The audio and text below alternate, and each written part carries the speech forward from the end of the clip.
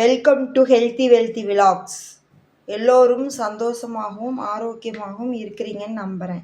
இப்போ புடலங்காய் கூட்டு எப்படி செய்கிறதுன்னு பார்க்கலாம். வாங்க, வீடியோ ஸ்கிப் பண்ணாமல் பாருங்க. வாங்க வீடியோக்குள்ளே போகலாம். ஃப்ரெண்ட்ஸ், இந்த சின்ன டம்ளரில் கடலைப்பருப்பு போட்டிருக்கேன், அதையும் போட்டுக்கலாம்.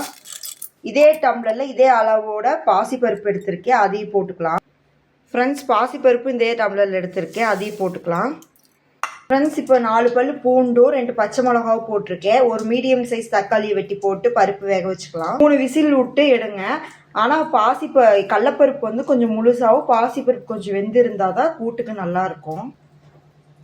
ஃப்ரெண்ட்ஸ், தக்காளி போட்டாச்சு. இப்போ குக்கரில் மூடி போட்டு விசில் உள்ள 3 விசில் விட்டு எடுத்துக்கலாம்.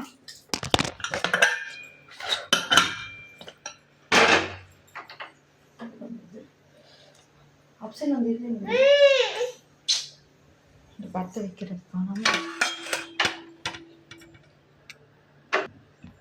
ஃப்ரெண்ட்ஸ், அடுப்பு பற்ற வச்சு 3 விசில் விட்டுக்கலாம். அதுக்குள்ளே அந்த அடுப்பில் தாளிக்கிறது பார்க்கலாம். ஃப்ரெண்ட்ஸ், இப்போ தேவையான பொருள் எடுத்துருக்கோம். பொடலங்காய் கூட்டுக்கு கடுகு, கருவேப்பிலை, பெரிய வெங்காயம் பொடி பொடியாக நறுக்கி வச்சுருக்கோம். பொடலங்காய் 2-3 தடவை வாஷ் பண்ணி பொடிசாக நறுக்கி வச்சுருக்கோம். வாங்க இப்போ பார்க்கலாம். குக்கரில் விசில் விட்டு எடுத்து வச்சுருக்கோம். இப்போ கடாய் வந்து வச்சாச்சுங்க ஃப்ரெண்ட்ஸ். சூடாகிட்டுருக்கு. இப்போ எண்ணெய் ஊற்றிக்கலாம். ஃப்ரெண்ட்ஸ், ஆயில் ஊற்றியாச்சு. இப்போ கடுகு போட்டுக்கலாம்.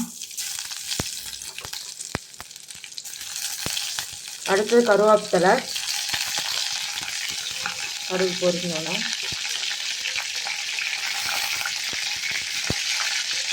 ஒரு பெரிய சைஸ் வெங்காயம் எடுத்துட்டு அதையும் போட்டுக்கலாம். போட்டு நல்லா வதக்கி விட்டுக்கலாம்.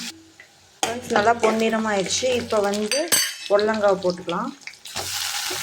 கொஞ்சமாக பொடலங்காய் வேகிற அளவுக்கு மட்டும் கொஞ்சம் தண்ணி ஊற்றிக்கோங்க.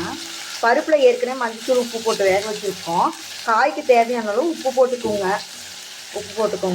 போட்டு வேக வச்சுக்கோங்க.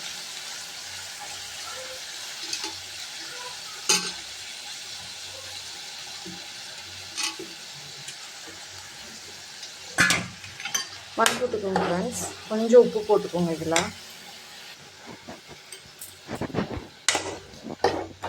இப்போ தண்ணி ஊற்றி வேக வச்சுக்கலாங்க ஃப்ரெண்ட்ஸ். அளவாக தண்ணி ஊற்றுங்க, காய் வேகிற அளவுக்கு. ஏன்னா கூட்டு கொஞ்சம் கெட்டியாக இருந்தால் தான் நல்லாயிருக்கும்.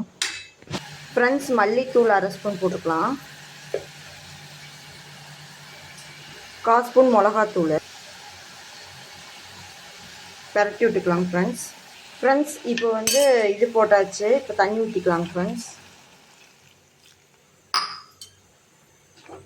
தண்ணி ஊற்றி நல்லா காய் வேகட்டும். அதுக்குள்ளே தேங்காய் அரைச்சிக்கலாம். ஃப்ரெண்ட்ஸ், இப்போ தேங்காய், ஜீரகம், 3 பல் பூண்டு எடுத்துருக்கேன், அரைச்சி எடுத்துக்கலாம்.